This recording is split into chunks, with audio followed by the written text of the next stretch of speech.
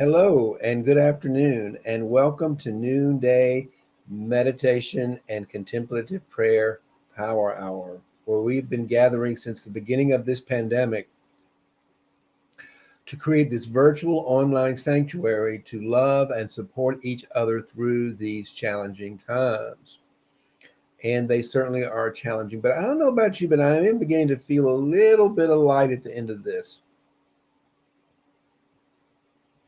With the vaccine and with some new leadership in this country that's grounded in love and that they have and with leaders who have the qualities that I resonate with, such as empathy and compassion and competency and trust and truth and all those kind of things that I think are so valuable. I am beginning to feel some light, and I'm beginning to feel some light in the darkness, and I'm hoping that you are too. And it really does, to me, it is this grounding, it is this spiritual grounding that is giving me the courage and the resilience to get through this difficult time. And like any of us, I wake up days all the time with a sort of a nagging sort of ache, if you will, a grief, a sadness, a despair feeling that is, oh, another day of isolation, another day of the uncertainty in our political system and racism and all these things that are happening in the external world out there that are that are just so uncomfortable and so painful.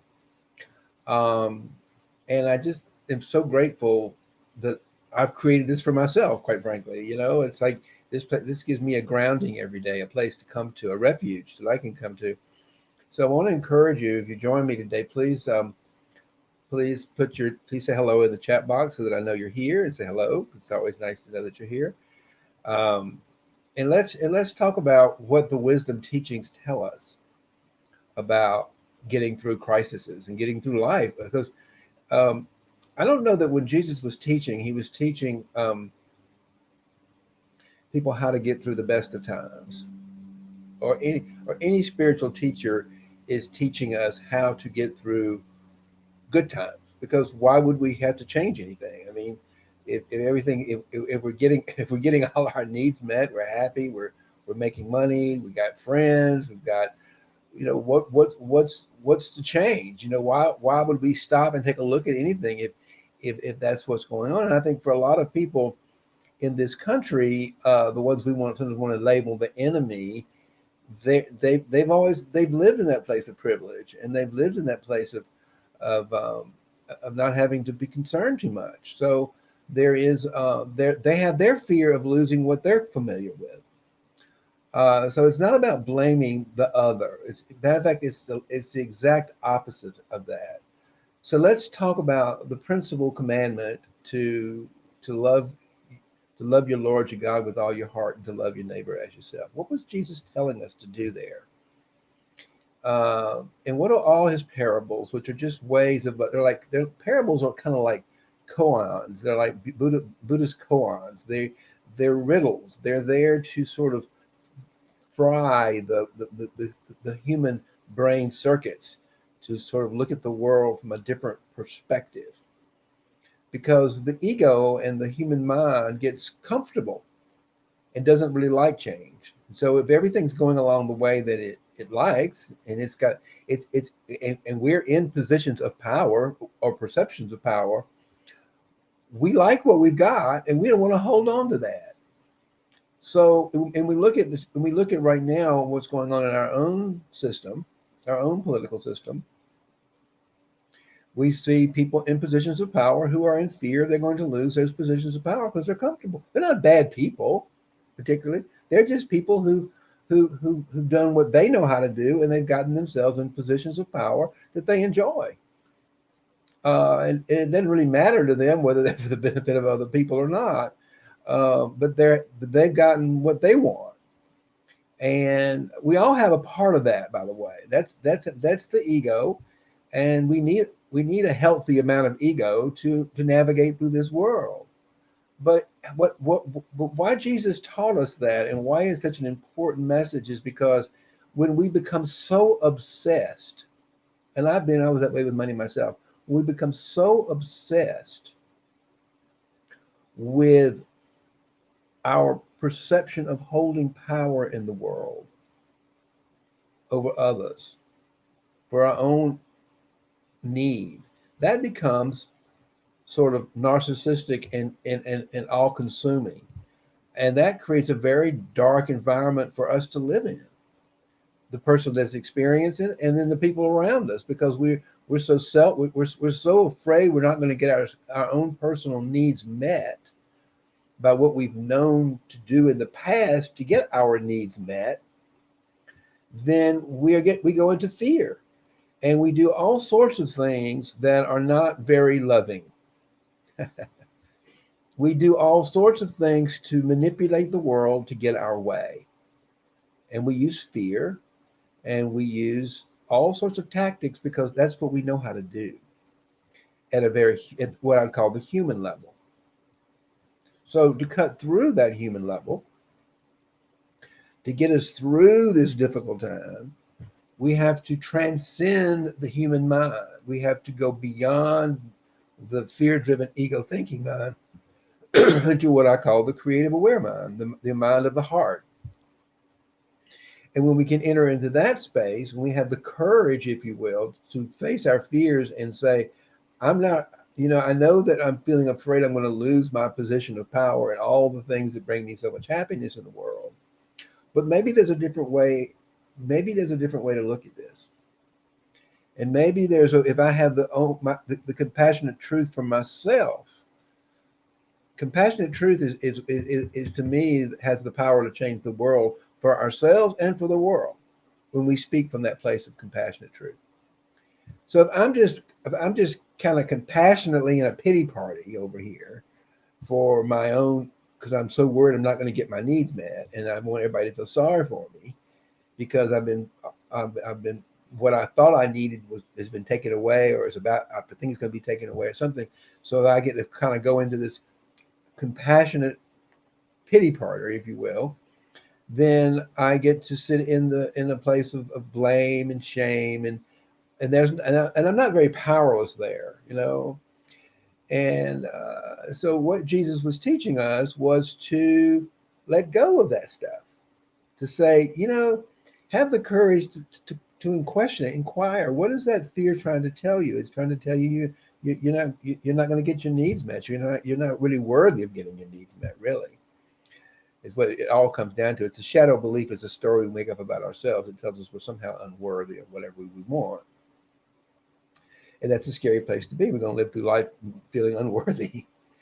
But Jesus said, okay, if you got fear and you're feeling, go in and love your Lord your God with all your heart. There's my dear friend, Numair. Thank you for saying hello. I've missed you. I haven't seen you in a long, long time. Welcome here. We're talking about compassionate truth and loving ourselves and loving our neighbor as ways, as tools, as a way of referencing the world, if you will, to help us all navigate through these challenging times. And they're painful. So I'm just sharing a little bit of my own story about how I'm using the spiritual teaching of Jesus to love your God with all your heart and love your neighbor as yourself as a way to sort of disempower fear, if you will. Yeah, well, come back. Don't be gone so long. It's great to have you on here. You're a joy. You're a delight. You're a fun man. And it makes my heart warm to see you here with me and supporting me through this time. We support each other because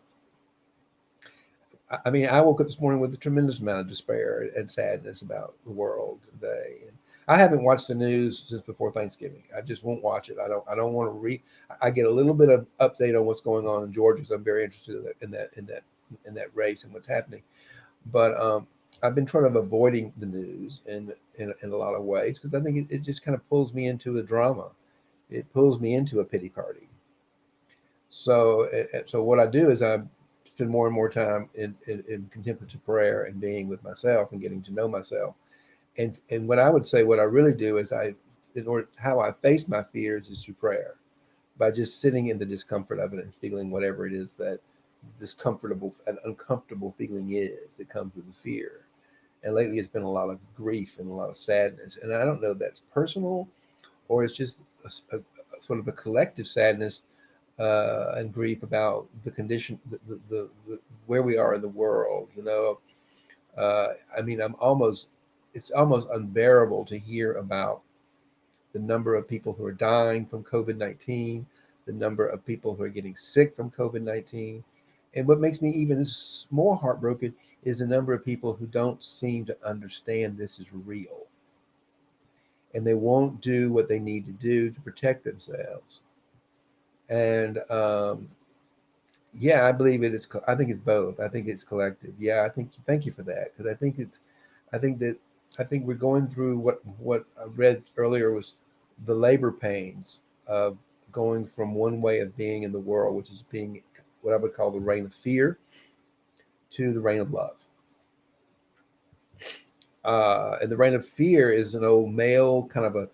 I don't mean that. I don't mean. I'm not picking on men, but there is a male energy of the ego that is dominating and controlling and needs to have its needs met, and that is its nature, and it is a and it's got out of balance. And what I believe is happening and is the return of the divine feminine to balance us out a little bit, and to bring, and that's what's coming into power, and that might be the very thing that is bringing in so much fear among those that have been enjoying the old fear driven systems that they created, because that that type of fear driven behavior is only going to last for so long, because there's no real power there. You're driving your world from a place of fear and shadow, and you need to drive you if you want to create change, and you want to create transformation, and you want to create, that has to come from love. And I'm just thinking out loud there, that as we've how do we access that love? And it might be for what we talked about earlier, is that collective of all of us feeling this sense of sadness and despair right now. Empathy, being able to feel empathy might be what we're doing. Let's see what there's some.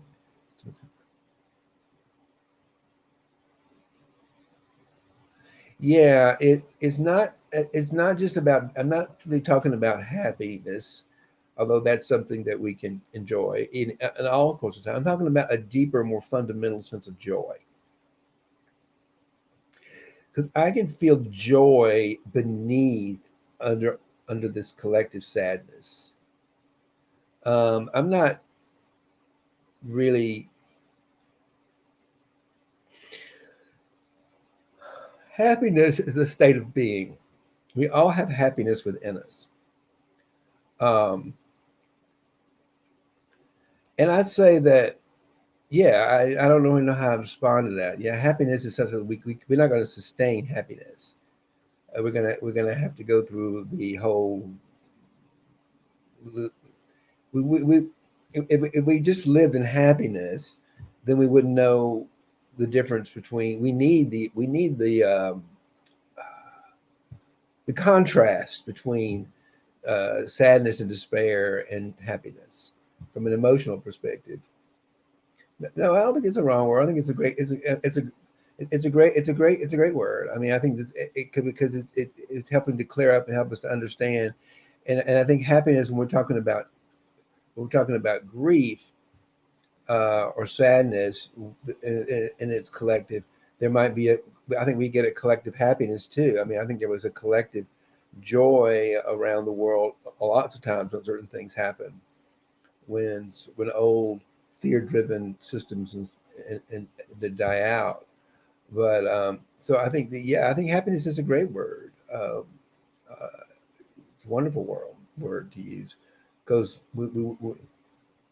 yeah, it's a whole with a different unfamiliar. Yes, where it is where we. That's a wonderful way of looking at it. We are learning in this transformation. We are learning a whole new way of feeling our feelings, for example. I think under the old sort of reign of fear, we were afraid of our feelings because we thought that if we didn't feel happiness or joy, there was something wrong with us. But by loving and accepting all of our emotional, and by expanding our emotional bandwidth, we're moving, maybe perhaps under the reign of love, we're in a place where it's okay to be vulnerable. You know, I'm not talking about a new world of utopia where we're just going to walk around being happy and licking lollipops.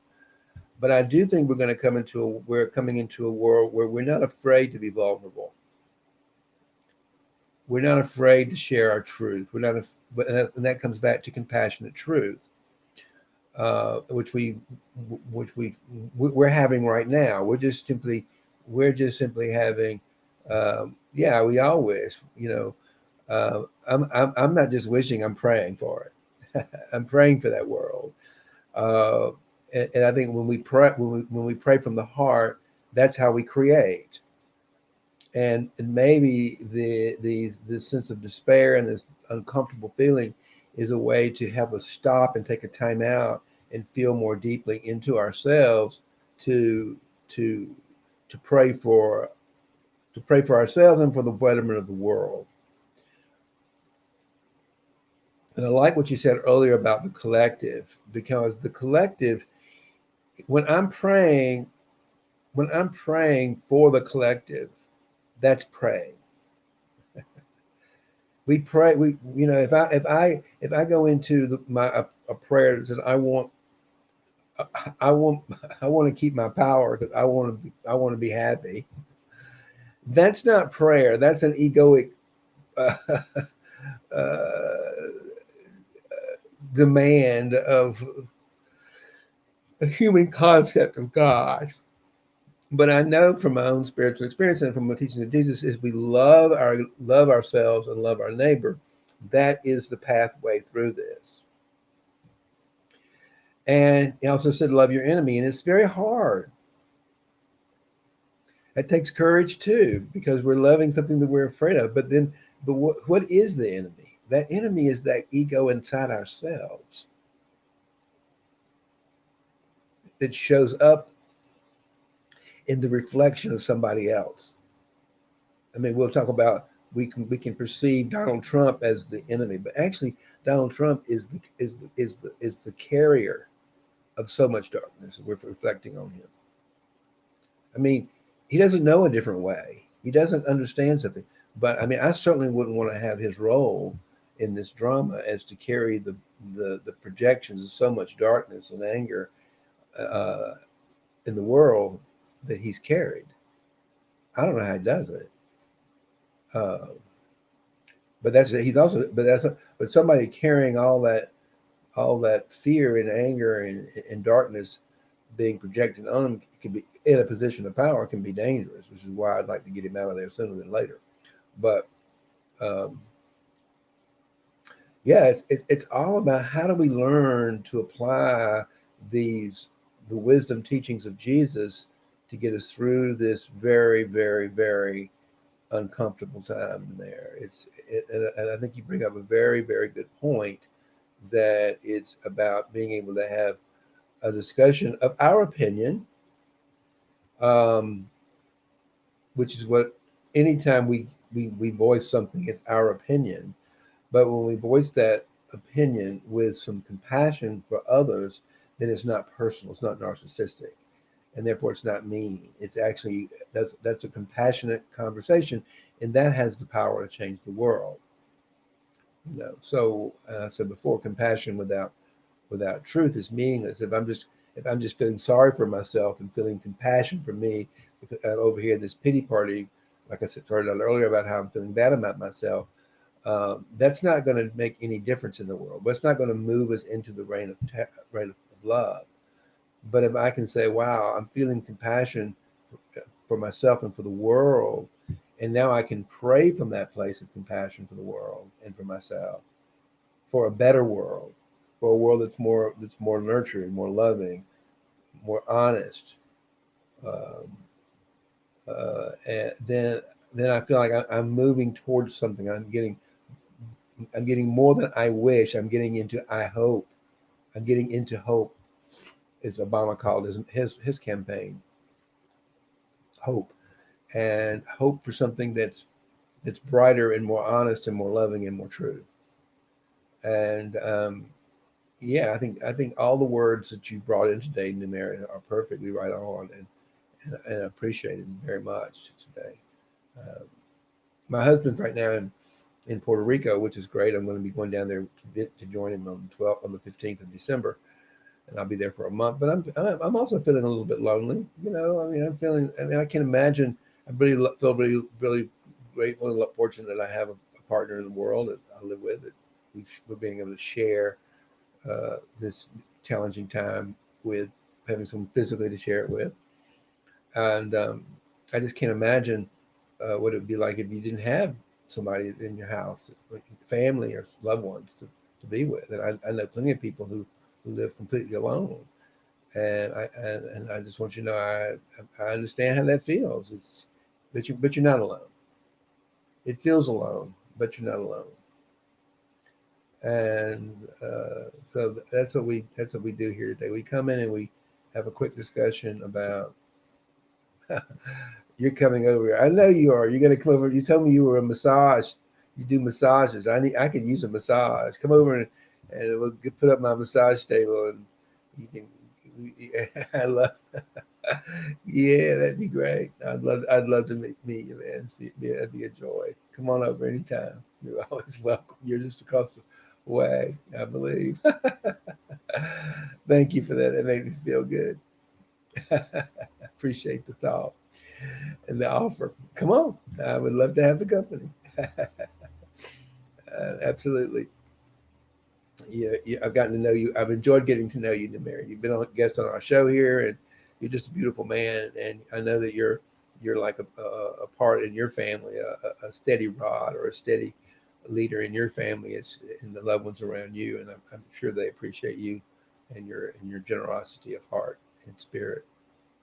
I want to read a little bit today before we conclude and we can get to the meditation. I want to read just a little bit of it's a little bit related to what we're talking about here, but I want to read a little bit of what Richard Rohr has to say about about the subject. You know,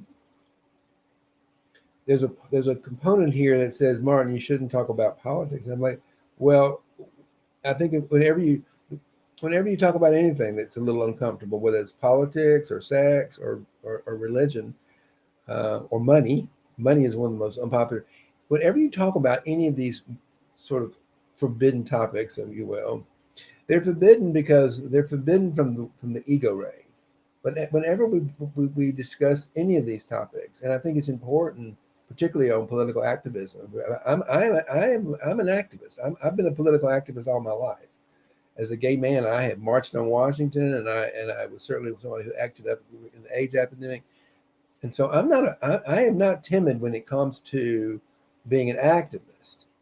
There were times when it was more coming from my ego. I got to admit, it was because that was my own fear and my anger at different things. But I matured and learned that activism needs to come from the place from the needs to come from that same teaching of the leader who taught nonviolent resistance against power, and that's Jesus. And so now I'm an activist from the standpoint of contemplative action. I take action into the world from the heart, and I'm not afraid to speak truth to power.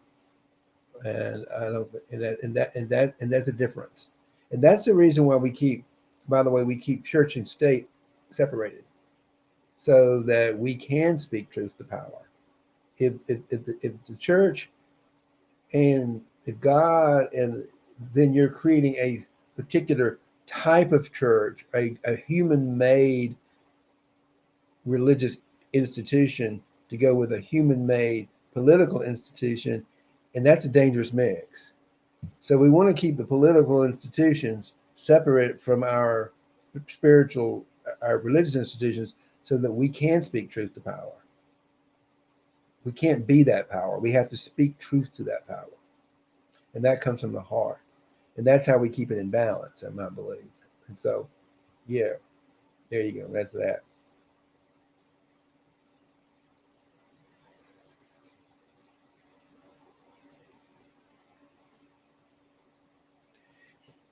And this is the reading. It's a little different from what I've talked about, but this is the reading that I got this morning from Richard Rohr in Spirituality and Social Movements.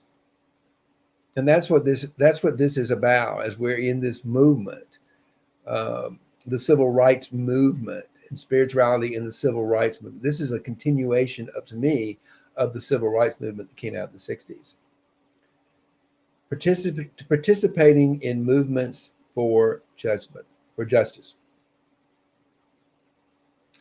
Richard Rohr's daily meditation, participating in movements for justice.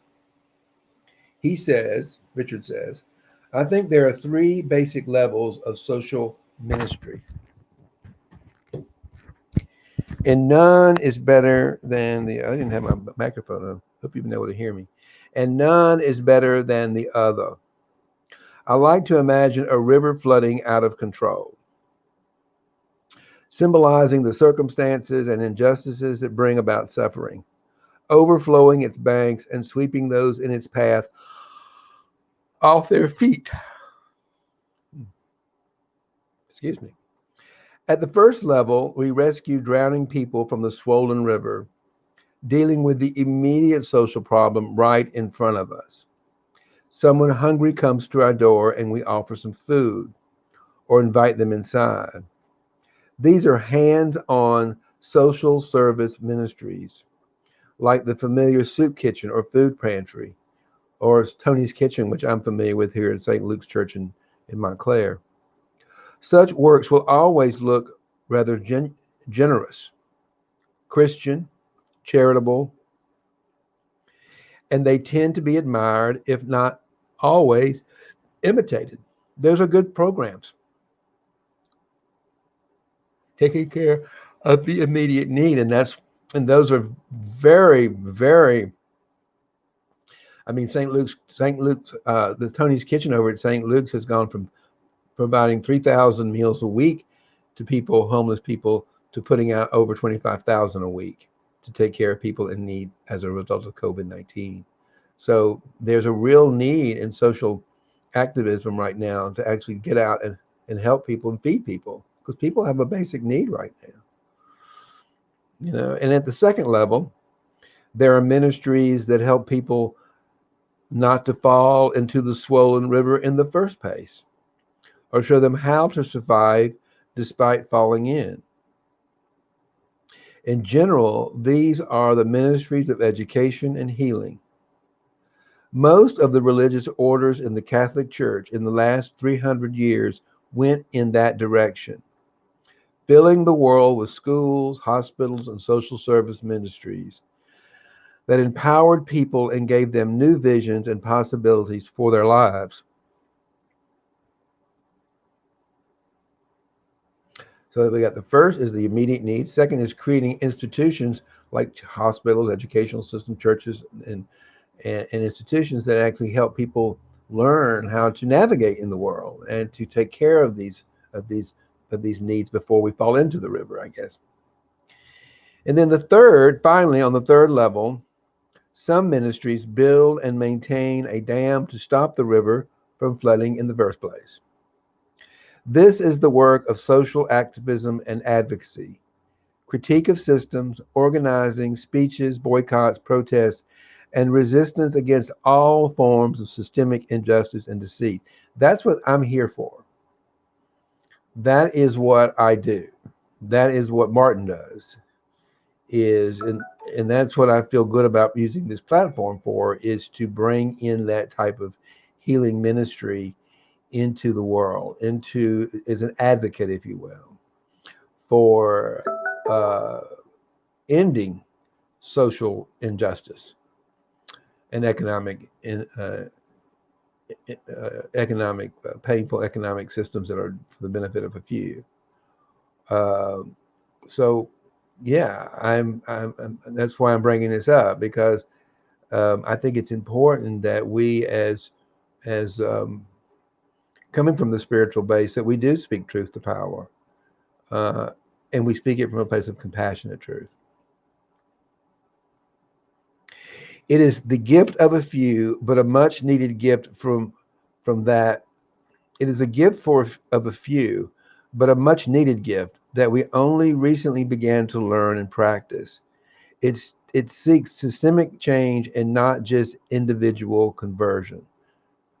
Hear that? I like that's what I like. What I'm doing here as an advocate is being a part of that third level of ministry here is I am in the process of participating in a movement, if you will. It's not just Martin. I'm well, clearly I am part of a movement that seeks systemic change, not just for my own conversion, but for the conversion of the world. I mean, we are all co-creating, we are all participating in this what I call transition to the reign of love. And Richard goes on to say, I don't think most people feel called to activism. I myself don't, although I don't know that I agree with that, but he's pretty active, but I'll take his word for it. It was initially humiliating to admit this, and I lost the trust and admiration of some friends and supporters. Yet, as we come to know our soul gift more clearly, we almost always have to let go of certain gifts so we can do our one or two things well and with integrity. I believe that if we can do one or two things wholeheartedly in our life, that is all God expects of us. The important thing is that we all should be doing something for the rest of the world. I'm going to repeat that. The most important thing is we all should be doing something for the rest of the world. And that's what I look at when I'm looking at who do I want to elect with the power of my voice and my vote into positions of power in this country who are going to make legislative changes for the rest of the world and not just for themselves. There's a big distinction there. And that's what an advocate it is. It's an advocate to point out the people that we put in positions of power and political power in this country need to be coming from a place of, I need to know they care about us, they feel us, there's empathetic, there's compassion, and they're going to tell us the truth because we can handle the truth. We can always handle the truth. We can always, it may be uncomfortable and it may make us feel vulnerable, but we all, that will open up, the truth will always open up, will set you free. It will always open up a bigger power within us.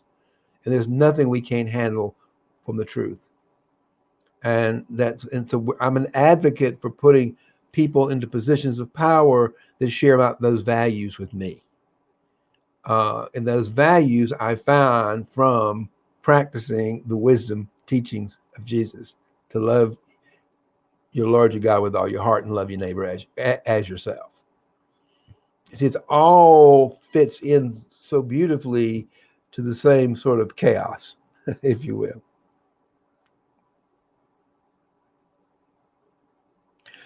We have to pay back, particularly those of us born into privilege and comfort, certainly. We also must respect and support the other two levels, even if we cannot do them. And maybe that's what Richard does. Richard, in his spiritual teaching, supports all of us to be powerful activists. He supports all of us in understanding the teachings of the wisdom teachings of Jesus through contemplative prayer in order to become powerful activists to create social change for the benefit of everyone.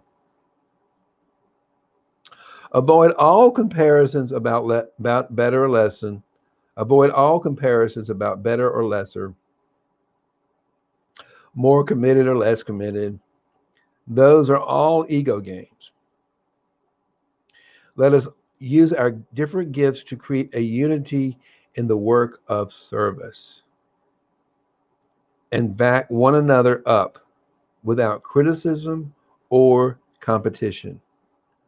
Only in our peaceful mutual honoring do we show forth the glory of God. I couldn't agree more. What a wonderful piece.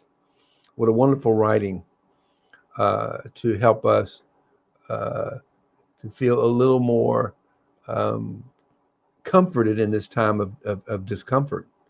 I mean, this is a painful time, and these words coming from the Jesus and coming from the divine within us. So let's go in and do a little meditation and actually, now that we've sort of bombarded our egoic minds with some truth, let's now open up our hearts a little bit more and actually go inside ourselves and let go of any thoughts and opinions we have about the world and create some space for the divine presence within us to guide us into the next moment. So I'm going to set the timer here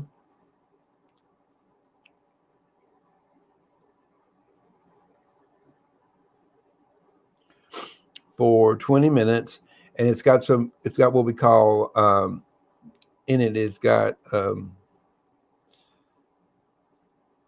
It has got interval bells, which mean it wake us up from our trances. Because when we meditate, yes, he is a leader. I'm sorry, I missed that earlier. Who were you? Who were you speaking about? Oh, you were speaking about Numir. Yes, he is a leader. He is.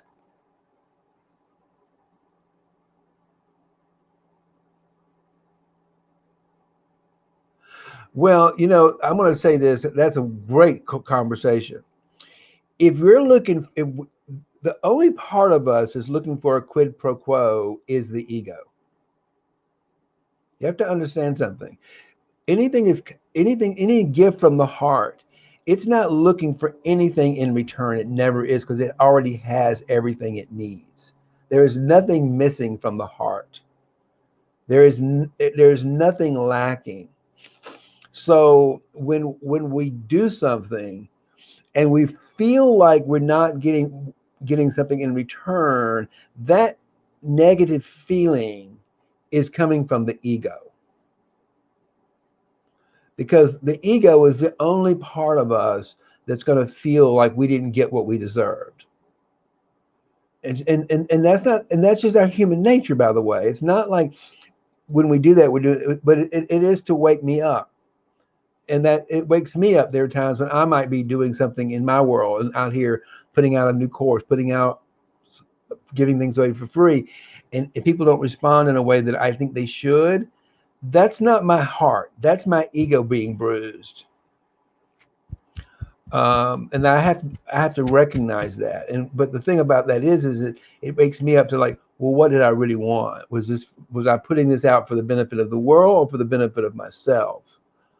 So I think that yes, the universe is always giving to us, but what I'm saying is it's not always coming to us the way our ego seems to want it to come.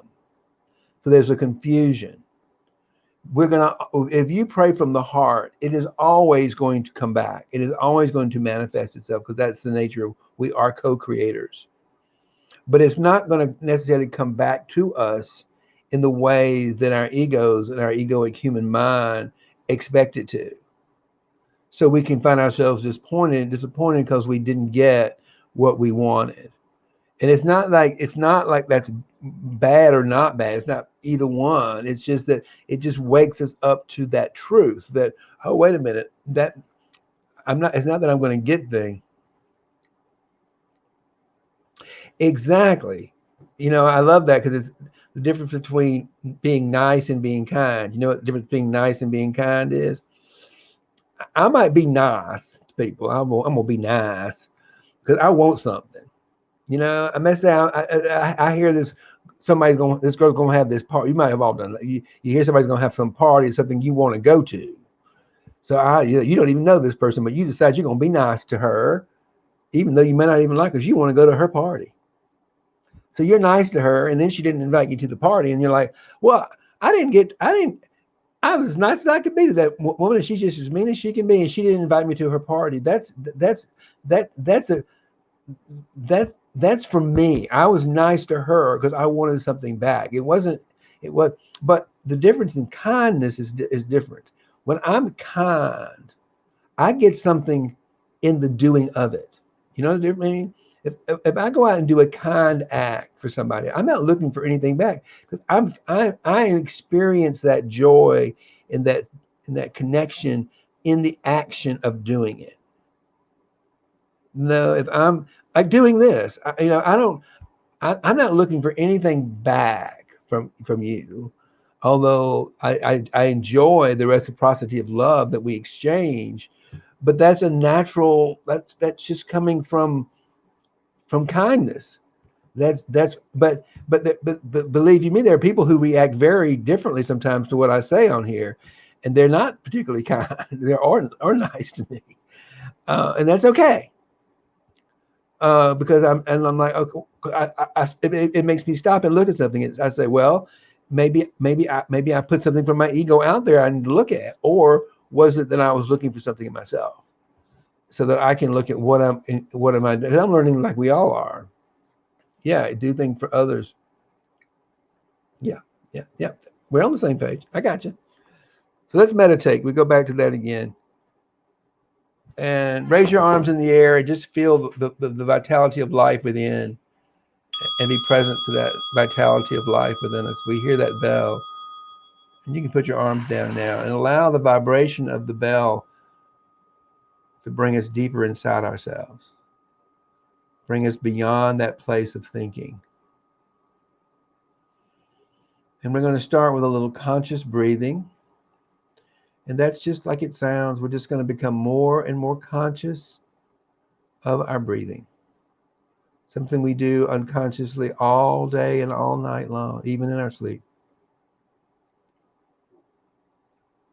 But we're going to use conscious breathings as a technique, if you will, or as a tool to wake up the heart, to quiet the mind and wake up the heart. So as we breathe in and out, notice the ability to control the breath. Now just listen to that vibration and breathe into the vibration.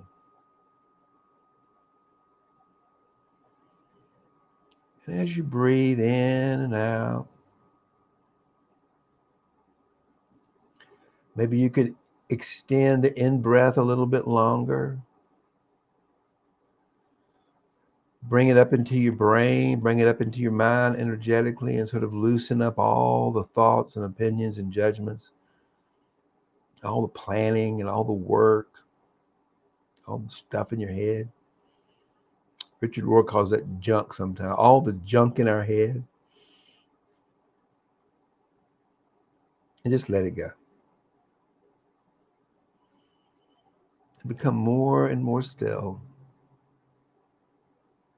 Quiet the brain, quiet the mind, surrendering it. Sometimes we have to, with intention, say, God, I just don't know how to get through this. I'm having some financial problems. I don't know where I'm going to get the money for the rent. I don't know. I don't know. Nothing I'm doing seems to work. Surrender it. Give it to God. Give it the divine within you. And just say, I don't know. And let it go. And allow yourself to fall more deeply into the loving arms of not knowing. You don't know how you were born, do you? Look what a beautiful thing you turned out to be. Think about all the miracles in the world. Everything is a miracle. And your mind had nothing to do with it. But there's a deeper part of you that did. That's what's running the show.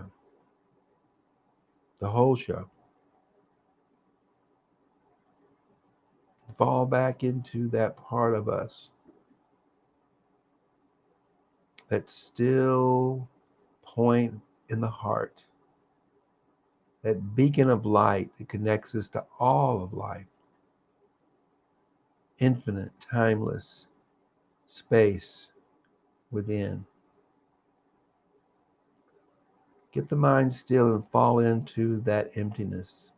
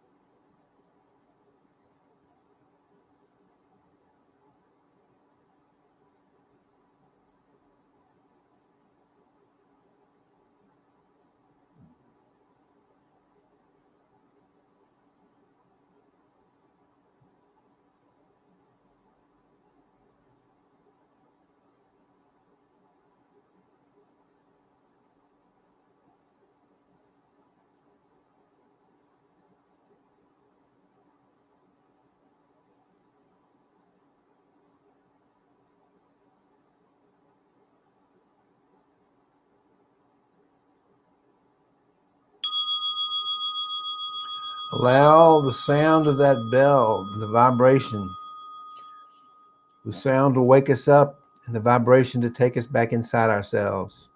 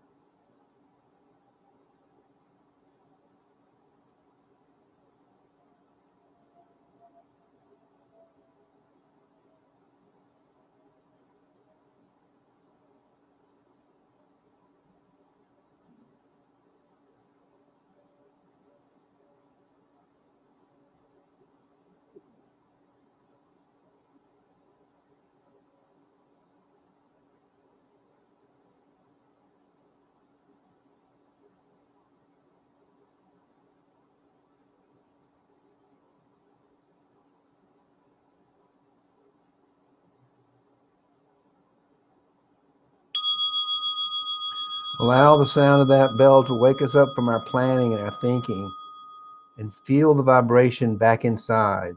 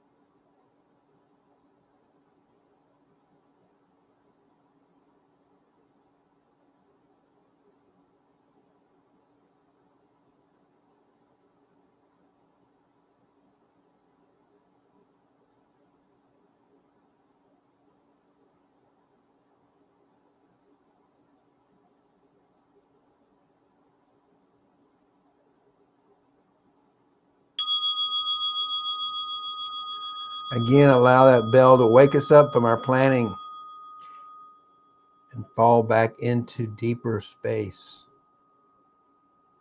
with the vibration.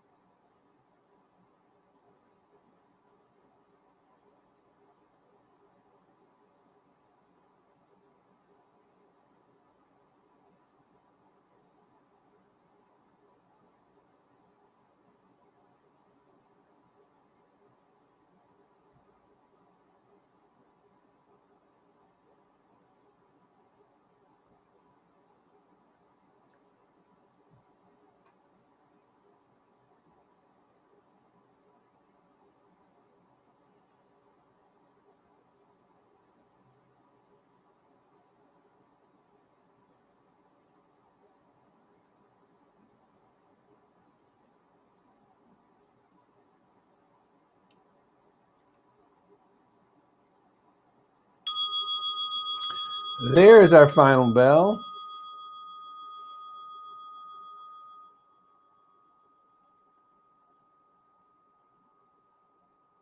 Hello, Darsu. Thank you all for joining me. And I need to jump as well because I've got a 1 o'clock meeting with someone. So if you ever want to meet with me one-on-one, I'm always happy. Just send me just to say hello in a messenger and say I'd like to meet sometime with you one-on-one and have a one-on-one conversation, which is what I'm doing right now with somebody who I met here to kind of better understand what it is we're teaching and trying to learn. So yeah, I welcome that as well. So if you'd like to have that with me, just send me a message and say I'd like to meet with you sometime one-on-one, and I'll make sure we can do that. Okay. In the meantime, may love and prosperity prevail.